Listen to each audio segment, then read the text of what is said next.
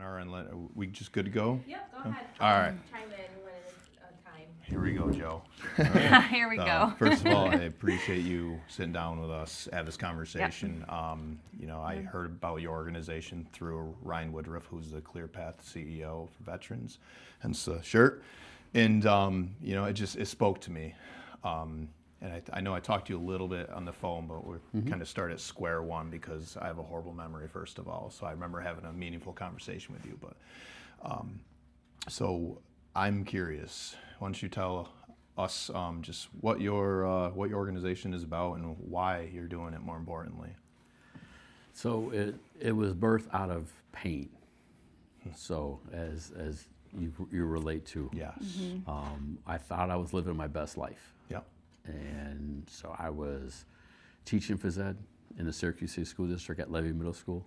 I was coaching 2 varsity sports, varsity girls soccer and girls softball. I got married, we got a big house, a dog, 2 cars. We started traveling, and then the marriage ended abruptly about 2.5 years in.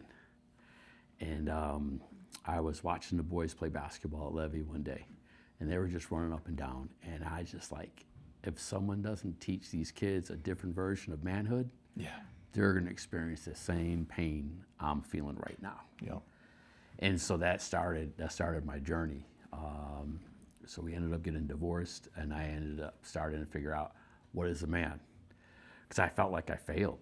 Yeah. You know. You probably felt like you had to find yourself again after all that. 100%. Yeah. I lost the house. I lost, I took my chair, my filing cabinet, and my clothes, and I moved into a 1 bedroom, and I was like, what's going on here?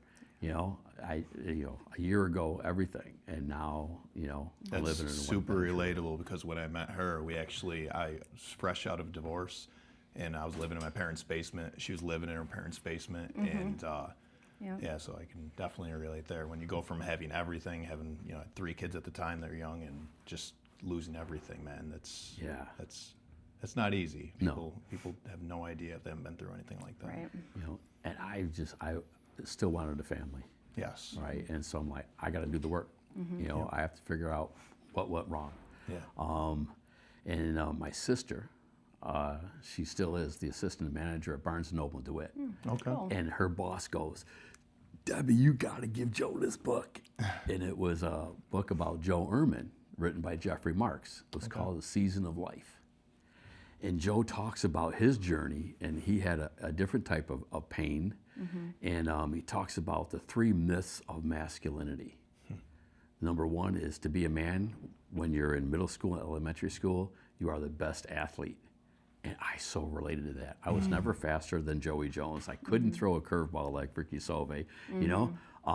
These guys were elevated. Yeah. And then when you're in middle school, when you're high school, it's like whoever has the cutest woman, prettiest woman, or many women, Right. they're elevated by all the guys. Yeah. And I just got divorced, so I'm 0 for 2. I didn't make it a Boston Celtic. I got divorced. Yeah. And then the third one is when you get out of college, whoever has the most money wins. Yeah.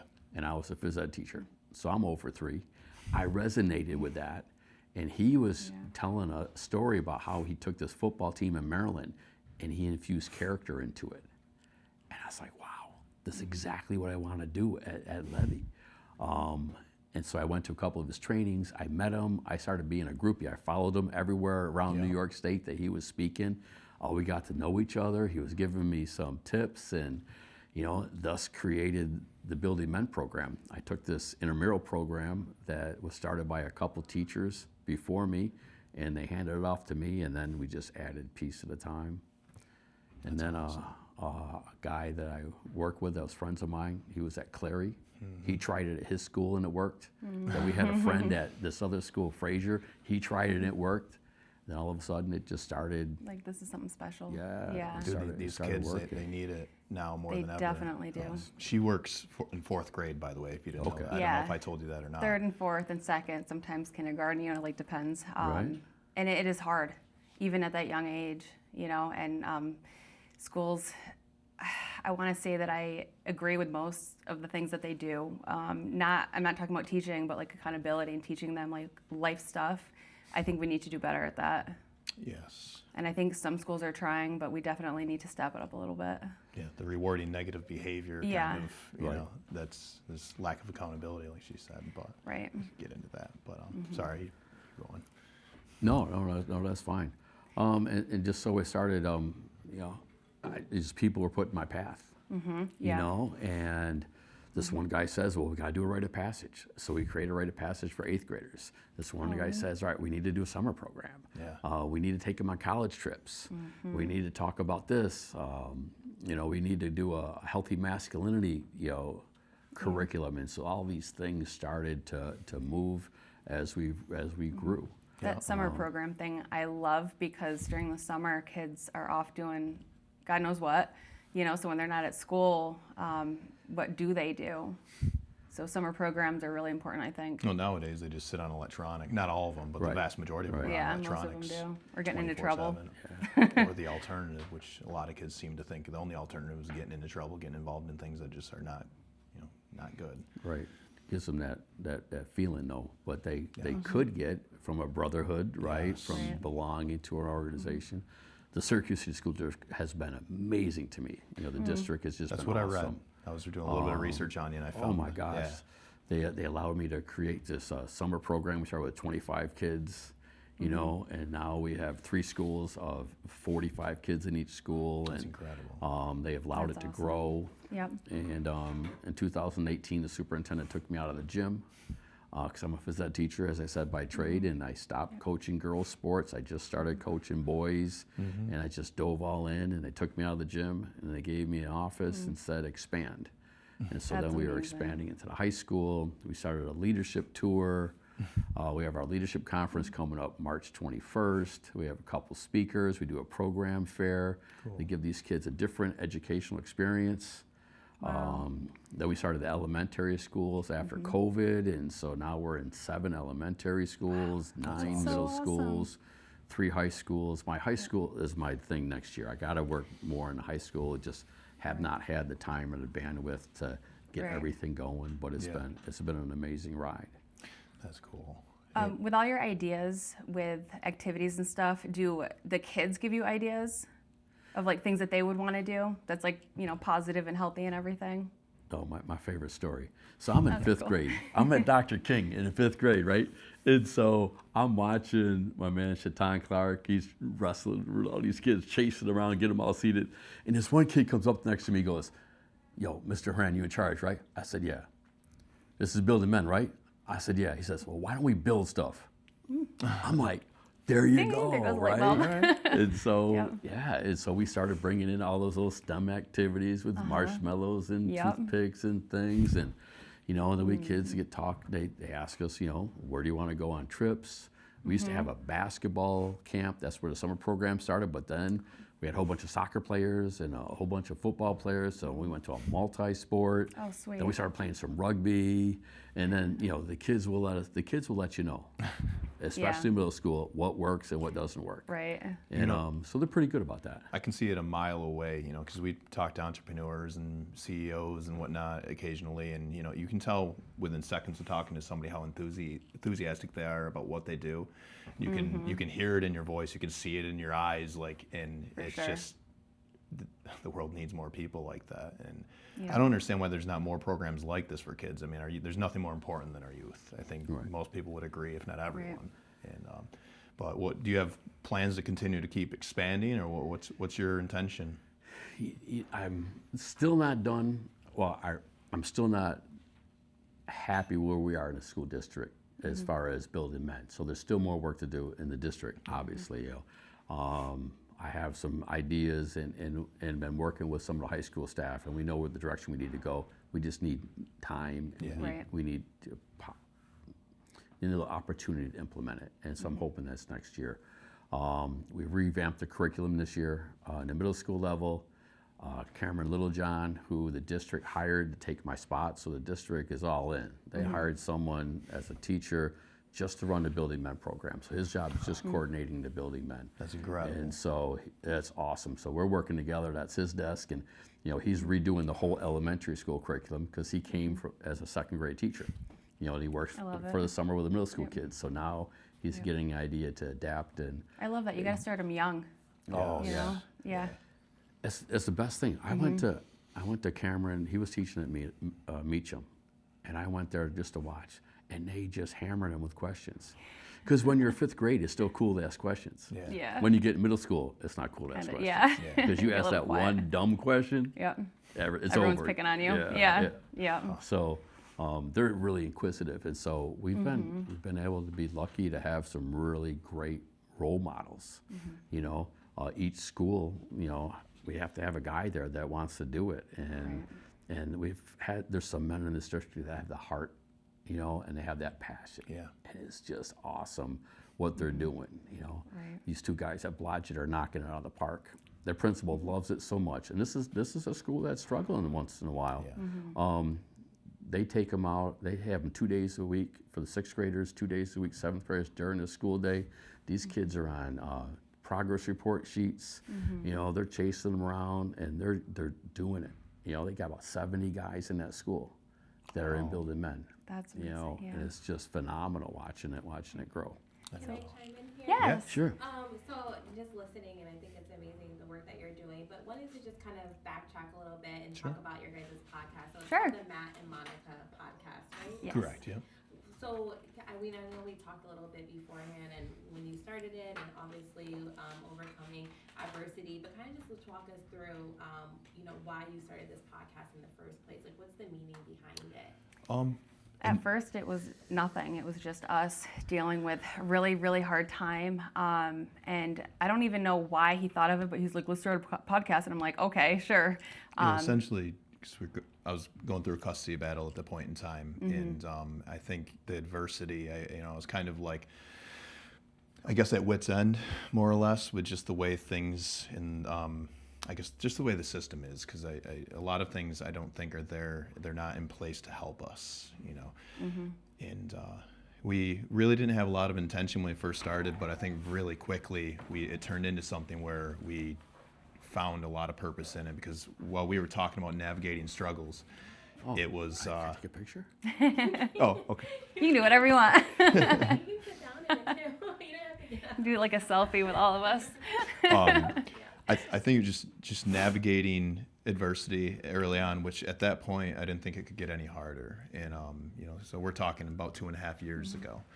Yeah, so it was kind of like an outlet for us because whatever we were trying to fix wasn't working, and it was almost like a therapeutic thing for us, I think, just to talk about our lives. And when we had really good feedback from friends and family and stuff, we're like, okay, well, maybe we're making a difference. So at first we didn't have any guests or anything, it was just us.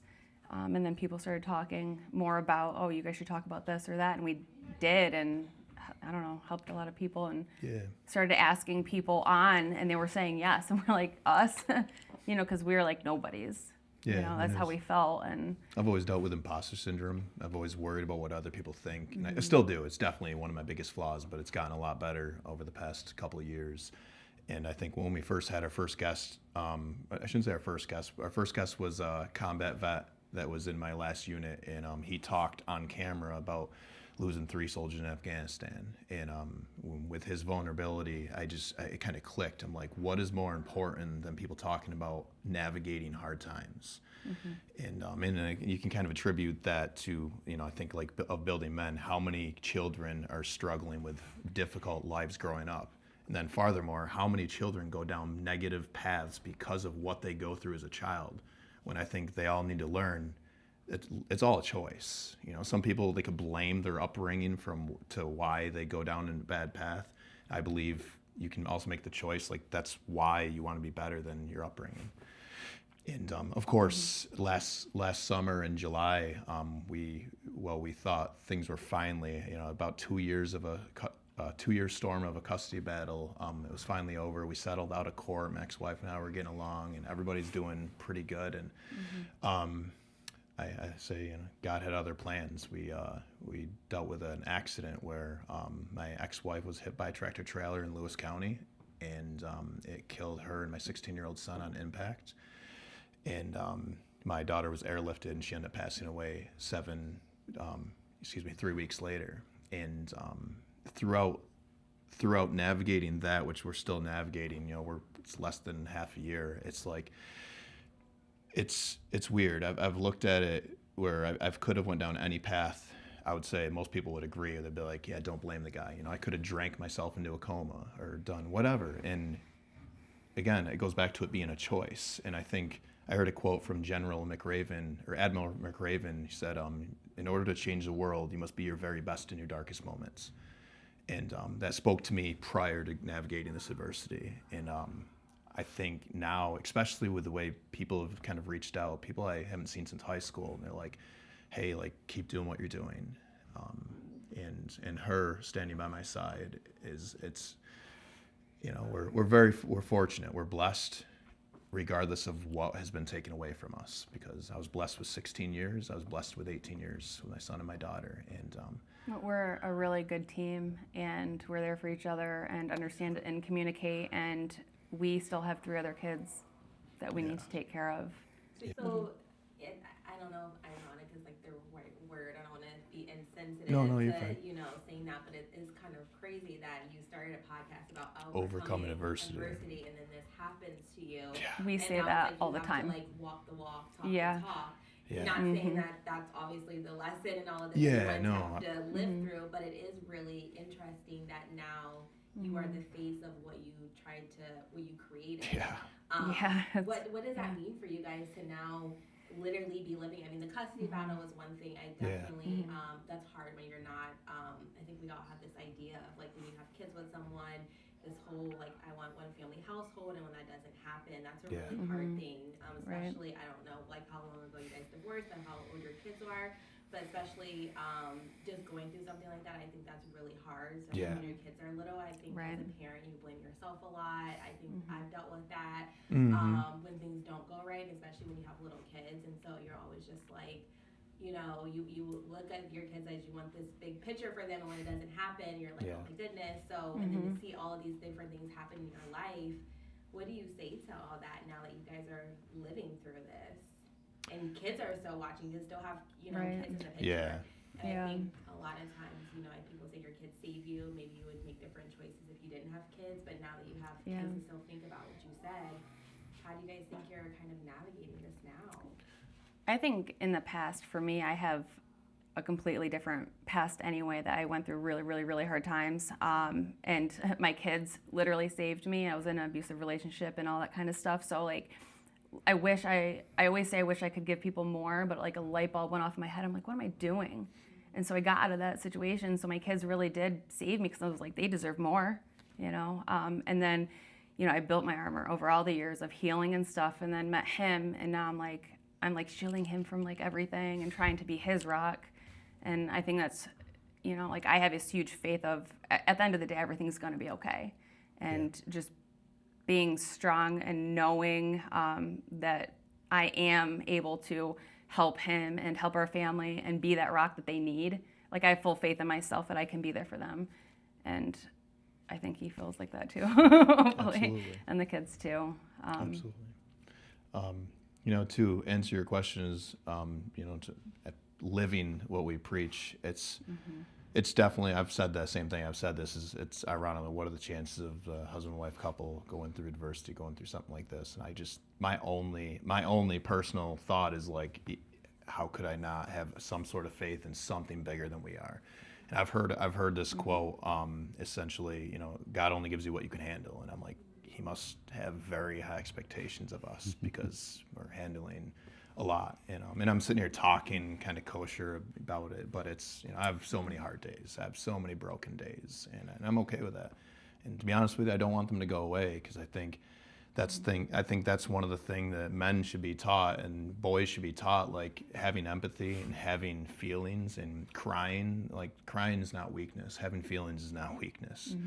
And if anything, I think being able to talk about it to people openly, that you're human, you feel pain, and you have hard days, I think that is more courageous than pretending you're strong. And I don't know if I really answered your question, but I know. And this may be a little bit more touchy, and it's okay if it is, because I know this is still healing and a hard subject. But you did talk about that you were going through a custody battle with your wife, or your ex-wife at the time. and you guys were getting on a better path. Yeah. And you talked about how you guys were getting along. I think you might have said that you guys were going to church together Yeah. at a point in time. I mean, so things really went shifted. we went to the same church. Oh, okay. And then it turned into the Sunday before the accident. She actually she came in a little late, and we asked her if she wanted to sit next to us. And so my youngest wasn't at church, that he spent the night at a friend's house, but my late son Tyler, he was with us, and we asked her if she wanted to come over with us, and she did, and she went and sat next to Tyler, which was the first time that's ever happened, and that was the Sunday before the accident, which was on Thursday. And The timing of everything. it's just So strange. Do you find a little solace or Absolutely. maybe like ground to know that at least when she passed that you guys were on better Mm-hmm. terms? Like, I just wonder if it would be so different if you guys held onto all of that Mm-hmm. pain and all of those feelings with whatever it was navigating, where you guys were navigating through, and all that turmoil. If that wasn't resolved when she passed, would it have changed the trajectory of things? I don't think I'd be here I right think now. it would be very different. Yeah. I mean, in this room, I'm not saying it would have been suicidal, but I don't think I would necessarily be here right now doing this. I don't know how I'd be able to process stuff. And I guess that was some silver lining, like, thank God things ended on a positive note rather than with all the animosity in there, which is something else I've learned in this crazy journey, is the power of forgiveness, and which goes every way. Like, there's so much more value in the power of forgiveness than I could have ever imagined. And at least your last memory with her is a positive Yeah. thing, Right. Yeah. Yeah. Your son now and your kids now, you Yeah. know, they can see that, you know, everyone left on good terms. Yeah. And that kind of wants to segue, because with your program, Building Men, and someone like his son who's still young, and you know, there's obviously so many kids in the Syracuse City School District. I live in the Utica area, so many kids need role models. There's so many things going on that they don't have those outlets. So when you're hearing these types of stories, and not just their story, but being able to coach kids like this, or talk with them and make sure that they don't let their, what I want to say, their circumstances define what their life is going to be. In your program, how do you work through those things when kids are going through some really tough things? I mean, his story is awful, and a 12-year-old telling you that, I mean, I would be like, oh, I'm so sorry, you know, I would be crying for them, but how do you help a child navigate that in your program? A lot of what we do is create that safe space to have the conversations, right? And it's because kids don't have, at least I didn't really feel like I had a place to talk about that. And when you talk about with your friends, they don't understand. And every time we start, we have a little check-in and see where everybody's at. You know, I was talking about Joe Horan. He's big on, the kids need to talk about empathy, right? So definition of a man is someone that can love and be loved, right? And lives for a cause greater than themselves. And that's how simple he kept it, right? And so we just have these conversations with these boys and give them a place to, get some of these things out and to talk about. Not that we have all the answers, but we share our lived experience. We share what got us through those things. And they want to be seen. They want to be heard, especially in this age of everybody hiding behind devices and being isolated. We want to provide that space where they can be part of something and feel like there is something and there is some hope. Do you think now too that when we talk about, mental health, and I hate to say it in that way, but I feel like as a journalist, even from when I started to now, we've done more stories on it. I feel like it's something that's more talked about. People are talking now, like it's okay to talk about these things. You're seeing more things implemented.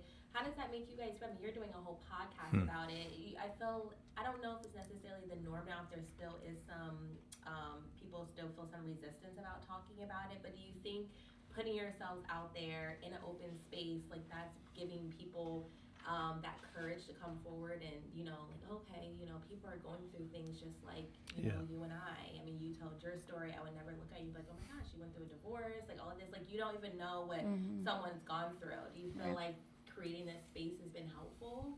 Yeah, of course. I think, like you said, on the outside, we all have stories. Yeah. But we all don't know everyone's stories, so we all just kind of walk around assuming everyone's just okay all the time. I think having a safe place for someone to verbally vomit if they need to, like just to get it out. It's so bad to hold it in for us too. And I think that's also why maybe it's not just therapeutic for people that are listening to our podcast, but for us to talk to people too, and they feel connected and not alone. And that's what we really focus on, is like we're all going through stuff. As far as mental health as a whole, and I look at all the talk on mental health, it's almost like a double-edged sword. It's positive, it's an important topic, but at the same time, I feel like people could be quick to just jump on the mental health train and be like, they blame all their issues on, again, and I think living a life of blame and not taking accountability for your own actions, and just regardless of what you're going through, it is a choice to put effort into trying to better yourself. And so I think it's an important topic, and and the flip side of it, I think everybody could take advantage of certain situations too. So well, that's why it's good starting kids really young, Yes. talking to them about it, that it's okay to be vulnerable and Yes. emotional and sensitive, and feel like you should talk about your emotions. Yeah. I think it should be more normalized that we all do talk about how we're feeling instead of keeping it bottled in. You could be changing the next generation Yeah. for what the next people look like when we have these conversations, instead of holding it all in. I just want to go back to you too, because you are a veteran, correct? Correct, yeah. When did you serve and where? 2014 to 22, Okay. and I was just in the reserves. Okay.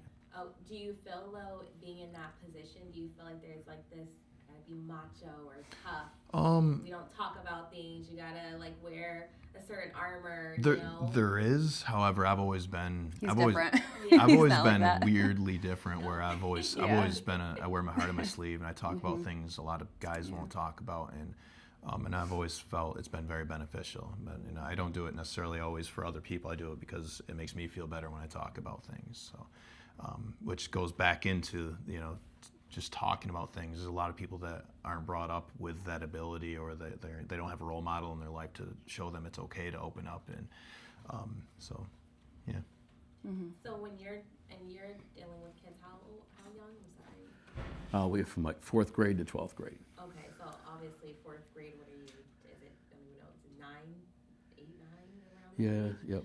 So what is the thing that you're seeing with the groups? I mean, maybe as they get older, some kids don't think it's cool to talk, but at that young of age, do you think that they just aren't as they don't talk to their parents as much, or their parents aren't showing them like talk to us about these things? Like, what are you kind of seeing as a younger age for you, because you're obviously talking to kids very young? What's been like the thing that you're seeing? It's hard to generalize. Yeah. There's a lot of, you have to, when you come into school, and I relate to this. I went to Fowler, and so when I walked into Fowler, I walked in different. When I was walking around the west side of Syracuse, I walked a little different than when I was at my house. You kind of like put the armor on, if you will. You put the mask up, and a lot of it is we're taught that, right? That we have to be somebody that we're not.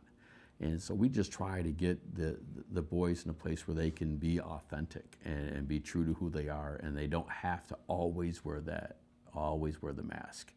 And it's tough. We've had some kids, really break down and share, and it's just been awesome that they've been able to feel safe enough to do it. And we've had some kids that are just, they keep putting it up, and they're and they just have to hang on to it. And maybe it's like a survival technique for some of them, because unfortunately, a lot of those kids, you don't know the lifestyle that they're going home to. Correct. Unfortunately, is not Yes. always the best. Right. From covering stories myself and seeing it in the community that I live in, it's just the nature of how they live. It's survival mode, and that's sad too. That's their experience when they leave out of these doors. They may not know if they're going to eat another meal until they come back to school. It's really unfortunate. And I just wanted to kind of understand, what are some of the things that you're doing in the program? I know talking, but what are some other things that you guys are doing to help with the kids? I mean, that's a big age range too. Right. I mean, there's different things we do with different age range. With the middle school kids, elementary schools, we do a lot of fitness. We play a lot of games. We do a lot of building stuff. We just like to go outside. Our kids they don't play anymore. No. you know, and so we're just trying to get them to play.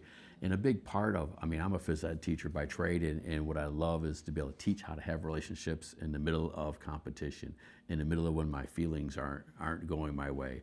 And we have the post-game conference at the end of the game, and we talk about, all right, how you feeling right now, how things are going, you lost, you won, you know, and we do things around that is to kind of give them the social skills to help them navigate. Because if they can navigate having relationships, you know, with themselves, with others, and with adults, we can get them through, you know, so they can get into that place of maturity. And I think that's just really important that, you know, we do a lot of playing and a lot of, you know, just let them have some fun and camaraderie in a world that sometimes says that you can't. Yeah. Right. And this program is in all the Syracuse City schools, or in Not yet, Not yet. Okay. but How many schools I are still you in? hope 19 this year. And how many? I'm sorry, I don't live in Syracuse. I don't know how many. It's like schools? 25. So that's still a lot. We're getting there. I'm getting close. Yeah. So We're you have getting one close. program director for each school. How does that work? Yeah, we're part of the after-school program in most schools, Okay. and so they run the building, you know, the program at their building, and you know, Cameron and I would kind of oversee all the buildings, and we do a lot of special events and stuff. So it's kind of fun. So it's for the after-school program. Some are after-school programs. Some do it in school and have lunch clubs. Some do it during the school day. We have our summer programs. Our high school programs are a mentoring and an after-school piece. So we try to keep figuring out which ways we can do it to work and help these kids. You know. 19 schools, that's amazing. Yeah, it is. 19 schools, you gotta give yourself a pat on the back for that. And you started in 06? Yeah.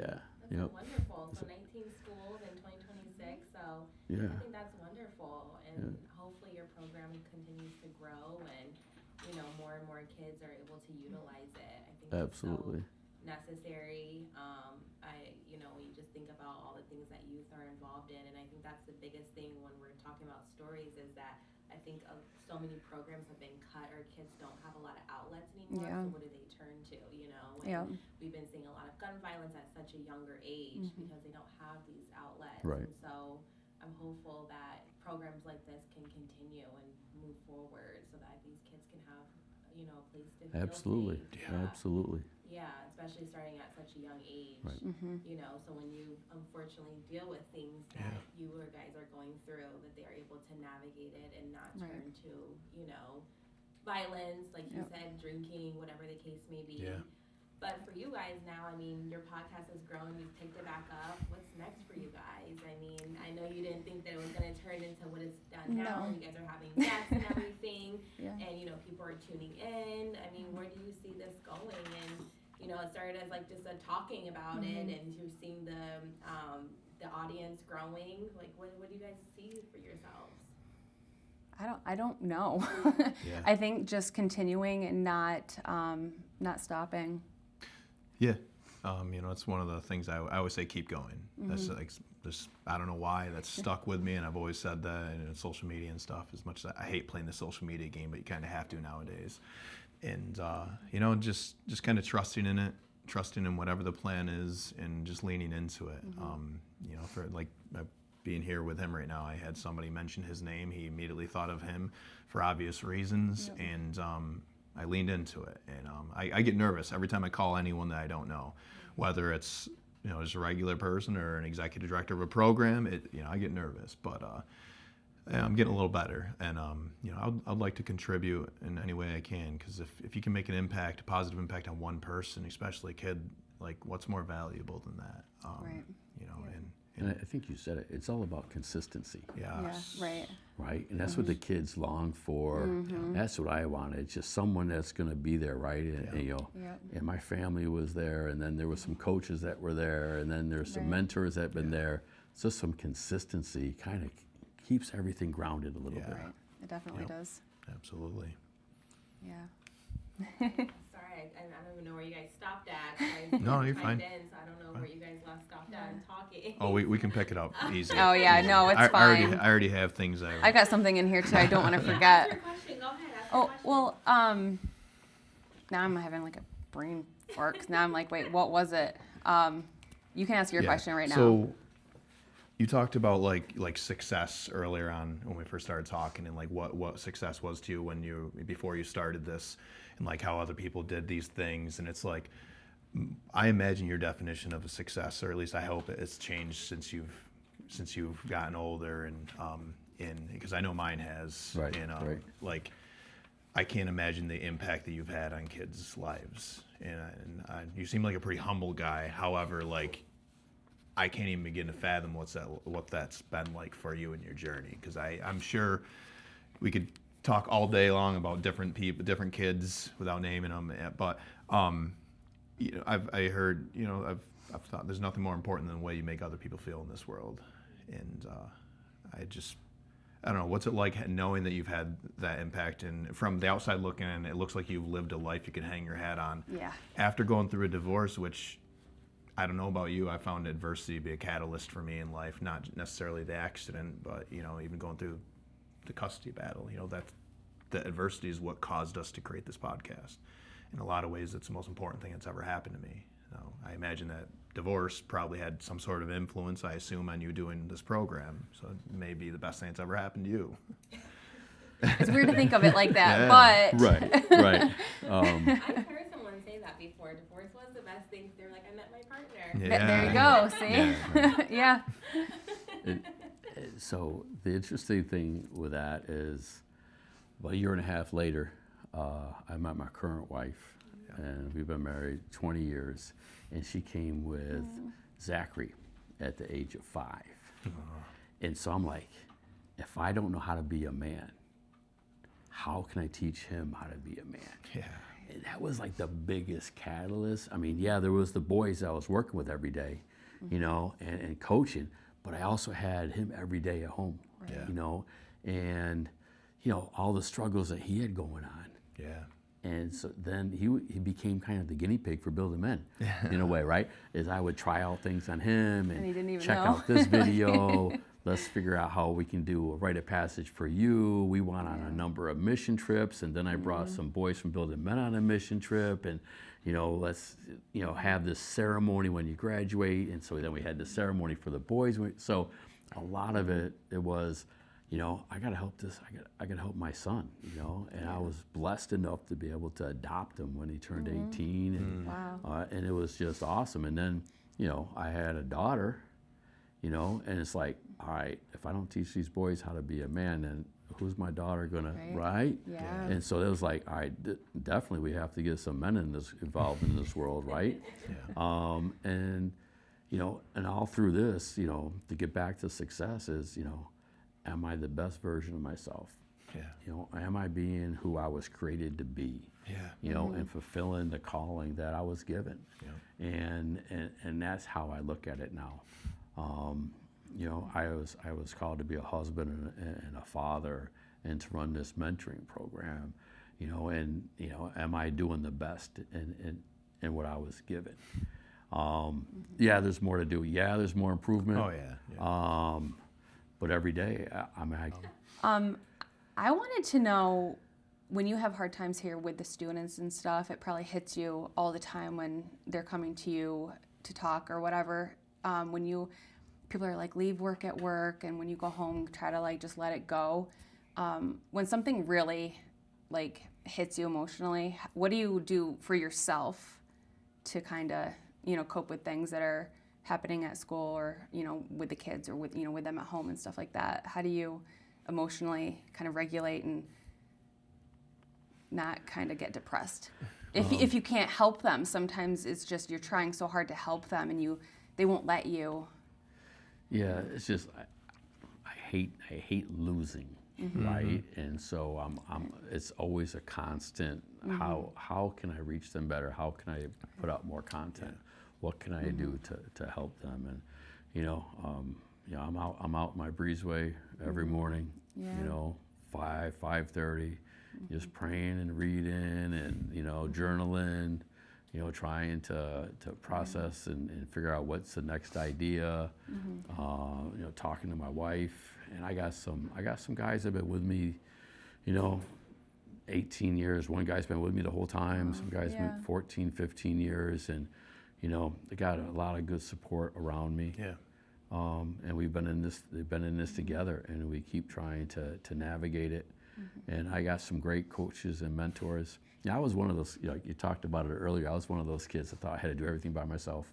And I couldn't tell anybody that, that's how I was brought up. You just don't tell anybody how you're feeling. And you suck it up, pull up your bootstraps type. Yep. And for some reason, that's what I thought I had to do. And now I'm like, I got a coach for this, I got a mentor for this, I got a coach for this. Yeah. I'm just meeting people and talking to people and trying to figure out, what's the next move? How can we, what's going on with the kids? How can we help them? What are you hearing? So that has opened up many, many doors. I wish I would have started talking to people earlier. Right. Yeah. What do you think the biggest challenge right now is with the kids? The biggest thing that needs change? I'll throw mine out if you want. You can give me your opinion if you want. Electronics. Electronics is detrimental. And Yeah. It's consuming our kids. Is how I feel. But I certainly agree. But I think it's a little bit deeper. yeah. I think is they don't understand what the purpose of being a man is. Okay. We went through a decade of toxic masculinity, right? Yeah. Yes. And we went through the whole, everybody, all the men on TV are just these dads on these comic, and men don't know what's going on. And women have elevated, which is wonderful, right? And they're taking positions of, and going to school more, right? There's like the last stat I read, 60% of the colleges are women to 40% men now. It is kind of flipped, and so our boys don't know how to navigate, They don't understand their identity, their purpose, and so then you go to the game, right? And then you get into the gambling, then you get into the drinking, then you get into these things so you ain't got to think about it. Yeah. And it's so easy to do, nowadays, because they have complete access to everything. Yeah. Right. And so we really taking a look at purpose and identity as part of our conference on the 21st, right? We got 2 speakers coming in, and they're just dynamic, and we talked to them today on a Zoom call. The one's going to talk about identity and worth and value. The other one's going to talk about how you make your decisions become your best self, and practical applications. So we need to teach these boys that they're born for a reason, they're created for a purpose, they have purpose for it to be in our community. There's a role for them to fill. There's a reason that they are here and created, and we just got to help them navigate that. And thank God I've had people to help me navigate mine and figure out what my purpose is. Yeah. And you guys sound like you've had people in your life navigating you and helping you decide what your purpose is. Very fortunate. I think that is huge. Yeah. And you mentioned, because having access to everything now, and the instant gratification and in integrity, teaching these kids integrity. A lot of kids, my kids, they could tell you the definition of integrity by probably like 7, because that's been my biggest thing, to try to plant in those brains, just doing the right thing when no one's looking. Why do you think it's so hard to teach them that? Like, I feel like it takes longer for kids to understand integrity and to live by it. I think a lot of people live for the likes, the views, everything. Self-gratification. Yeah. Everybody lives for that. I want people to see what I'm doing. Everything has to be recorded now. Everything has to be posted. I did a piece on that about the power there of social media and why people do certain trends or things to get that notoriety, the fame. Well, it's like that. Recognized. Yeah, like when people would feed the homeless. Yeah. But they're taping it to share it. It's like, let's just feed the homeless. Yeah. Why do we have to tape it? Right. We live in a world now where everything has to be recorded. Everything. Yep. Let me pull out my phone. If it's bad, if it's good, everything is taped now, no matter what's going on. It can be the worst thing, and it's like, why are you even taping? Why are you not this, helping when something's going on? Yeah. Let me just catch it on my phone real quick, then I'll help. I think it's just I need to say that I did this, right? Here's proof. Look, guys, I think that's where it goes back to the technology aspect, The students that you work with, are they? I'm assuming they're very social media, obsessed probably. When you're working with them and doing things, do you allow them to have their phones and stuff, or is it more of a focus, let's do what we're doing and then you can have your phones when we're done. Yeah, see, it changed, right? So when the phones started coming out, our staff would have this discussion, right? Do we tell them to put it away, or do we have them use it responsibly? And so our tactic was, we're going to teach you how to use it responsibly. So when we're in class, when we're educating, you have it down. But at lunch, if you wanted to have it out, right? And now that, like you said, there's no phones in school, that has kind of been a blessing. And Yeah. so now, Yeah. so now they don't. We had 55 middle school kids. We had a little middle school conference in November, and so I said, go to your table and read the instruction and do it. And so the instruction on the PowerPoint was play Uno. And so we just let them play Uno for 20 minutes. No phones, no adult supervision. They were just playing Uno. They were just kids. They didn't even grab for their phones or anything. They were just playing. Oh no, phones were left at school. Because we okay. pulled them out of school on a field trip. Okay. And so they didn't have it. And so it was just awesome watching them Interacting. be kids. Yeah. They were just being kids. Yeah. And they were having fun. And so it was just, it's kind of those things that are like they miss, because the phone is such a dopamine hit. It is something part of their appendix so much. Right. But now that they don't have it, we need them to tie it times like that. Where they can just be the person they were created to be. How are they when you tell them to like leave the phones? Do they get like angry, or are they kind of okay now because they know the deal? Yeah, they're okay. And even last summer, during our summer program, it's like, all right, the first couple of times they give us a hard time, but after that they understand. Cool. And so it's all working with kids. It's all about building relationships. Right. Yeah. And so we have some guys that are just amazing at building relationships. Those one guy's like the Pied Piper of kids. Kids follow him all over the place, and because they want to be loved, they want to belong, and so, it's the whole thing is that, to be a good teacher, you need to be able to build a relationship with kids and meet them where they're at, be interested in them, talk to them, and. I started teaching a position of power, like I have the degree, I have the knowledge, that crashed and burned. That was horrible. Yeah. Then I realized, and I was taught by some great teachers, it's all about building relationships. It's all about loving the kids. Yeah. Yeah, absolutely, man. Oh, trying to think of anything else I wanted to cover. My question's answered. I'm good. I think we're Okay. good with our stuff. You good with the shop and everything? Yeah. We'll just stay set up though, because I don't want to. Yeah, go ahead. Yeah, I think I'm good with it, but you guys. Okay. Yeah. I like to talk about sometimes the wives of our guests, because normally they're men. Does your wife, she must support you in everything that you do, and that's just amazing, and I love that so much. Does she help you with any of this? Yeah, but if I told you everything and she heard it, I'd be in big trouble. Oh no. Okay. Very much behind the scenes. Yes. There was a special crew of young men. I speak before I think sometimes. Oh yeah, me too. So I was in front of this 8th grade group. I had a build a men class at H.W. Smith. It was awesome. And so I saw these kids every other day for the whole year. And so I had them in 7th grade, I had them in 8th grade, there's 15 kids. And I'm like, all right, we're gonna go on a mission trip to a third world country before you guys graduate 11th, 12th grade.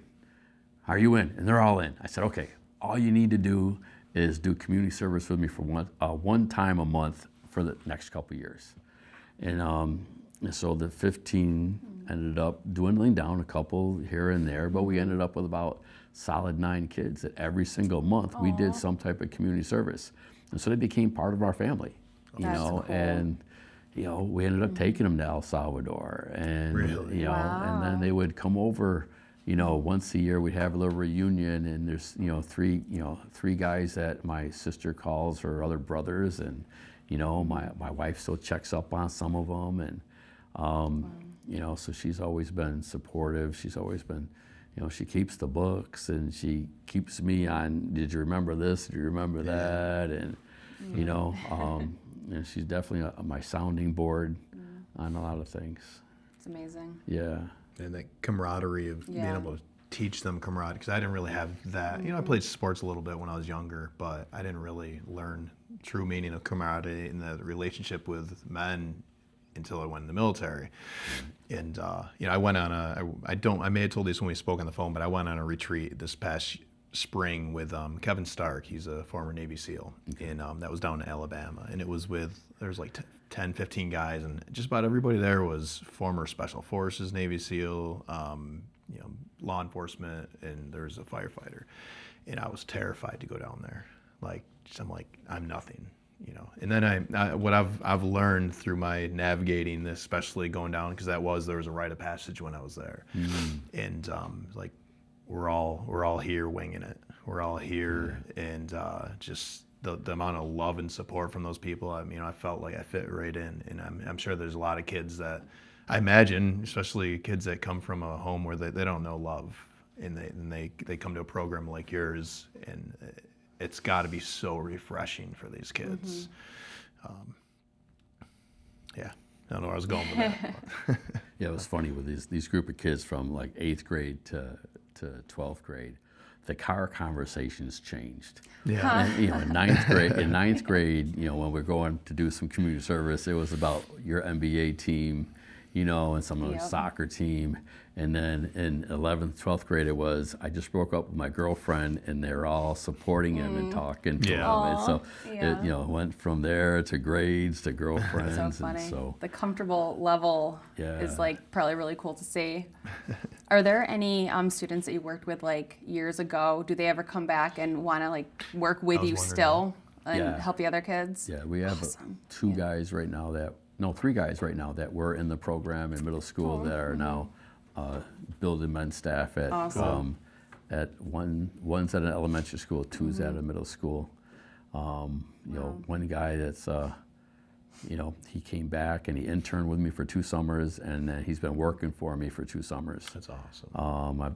He's been in the program since 6th grade, and now he's a senior at Cortland. So wow. Dude, I'm immediately thinking, man, I would love it if he wanted to do a podcast. I think it'd be a cool story to listen to how it's impacted his life. So just that's only going to grow. There's going to be more of them, I'm sure, that are going to come back and be like, I want to do this too. It's been kind of fun. It's been 20th celebration coming up April 11th, and so I said, all right, let me reach out. And so to all the guys, I don't have everyone's cell phone number, but there's a number of guys. And so it was last Monday, I'm just texting. And I got about 25 to 30 guys that have given me 2 or 3 sentences on what Building Men meant to them. And we're going to throw it in the event program. And just to show the public, this is the real impact, that we've been making. Yeah. So going back to the love story, it's just that, you say I love you to a middle school boy, and they'll giggle. That's cute. And it's like, all right, there's 4 parts of love, everybody. There's the romantic love, there's the friendship, there's the family, there's the agape love, and they don't know that. Yeah. I didn't know that, right? Every time, so they're giggling. And so, when eventually the kid understands that when you say you love them, that's what you're from a father, to a son, you love them. Yeah. And so there's one kid I've been with since 2nd grade, right? Because I also teach phys ed, and he was a senior, and I was checking on him because he was struggling. So we went down to McDonald's, we had lunch, and I took him home, and so he gets out of my car, just before he shuts the door, he opens it back up and he says, I love you, Mr. Horan. Oh, and man. he shut it, That would make me cry. And so those kind of things, just like, all right, he gets it. He understands, that's what it's about, relationships and everything, So those kind of things are cool. Yeah. Because so often, especially as men, we don't tell each other that we love you. Yeah. Right. It's something that you just don't say. And so now, we have a lot of the staff, a lot of the boys that, we work with, they're okay with that. Because when you work with middle school boys, what happens? They want to touch you. They want to wrestle. They want to slap you, right? What are they longing for? They're just longing for affection, someone to love them and to hug them, and it's just, you can't touch anybody anymore, Yeah. And this is, why, and so they miss that. Yeah. You miss that. Yeah, society, man, it's changed a lot over the years, and I'm optimistic. I think there's a lot of opportunity for things to change Oh, for the yeah. better, and I hope it does. And I think it will. People Yeah. like you. yeah, you need Yeah. more programs like this, Yeah. you know, and or have your program just get that, you know, have it explode to other school districts. That'd be great. Do you have any dreams of anything you want to do, like before you retire from doing this? What's your Oh yeah, I have dreams. Yeah, I have dreams. Some, potentially some other school districts, definitely community organizations. Been involved in, helping Syracuse become a My Brother's Keeper certified community and trying to work with that to help What is all that? our boys.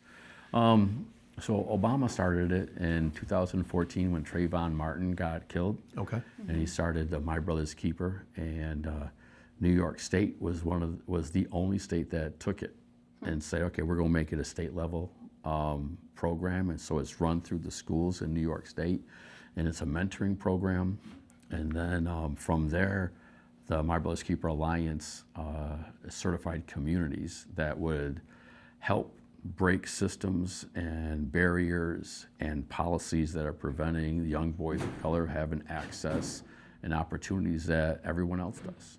Okay. And so there's 6 milestones that they have, right? One, being ready for kindergarten, being on a grade level, reading by 3rd grade, Yeah. graduating high school, getting post-secondary training, getting a job, and living in a safe community. And so Syracuse has taken that on to, start taking a look at, all right, what can we do to give all the boys access and opportunity and equity to get that early childhood experience so they're ready for kindergarten. And then we're going to tackle, Right. how do we get them reading? Because Yeah. we have a huge literacy problem in Syracuse, and then how do we get them all graduating? And there's communities in the country that, 80, 90% the graduation rate, so it can be done. We just got to all Yep. work together. Right. Yeah, that's awesome. So. You have any dream places you wish you could travel with a group or anything like that? Any bucket list? Or what do they want to do that they haven't done yet? Oh, I haven't asked them that. I can only imagine. One of my favorite trips was to the National Basketball Hall of Fame in spring. Oh, That was cool. fun. That was fun. No, I just want to take our kids to an overnight rite of passage. And so I was talking to YMCA camp in the Adirondacks, so I think I have a location. Oh, nice. And so I just think that is a transformational weekend. That's For sure. And so it's not really far away places, Mm-hmm. but just to have these kids in 8th grade going to 9th grade and juniors and seniors getting ready to graduate, Mm-hmm. to have that weekend where you pour in and say, you are a young man, you're ready to move to high school. Yeah. You are a young man, you're ready to move to that next level. Because our society doesn't do that for our men. Yeah. You get a certain age, you can do certain things, but that doesn't make you a man. Right. Yeah. And so that's where I'd want to go. That would be Yeah, awesome. cool.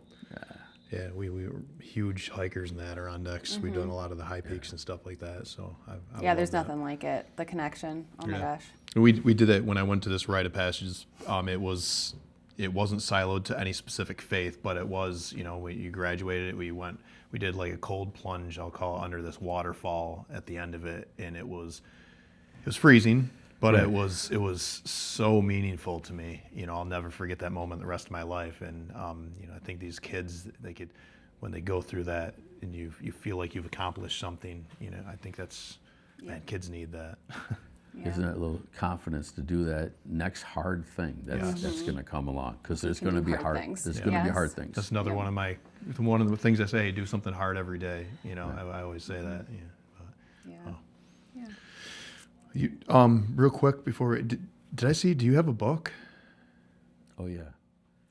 Oh, I just figured. I thought I saw something online, but I'm a terrible promoter or marketer. You're so. I don't even have one here. I don't think. yeah, no, We can put a picture up. Yeah, I'll overlay a photo. Tell me about the book.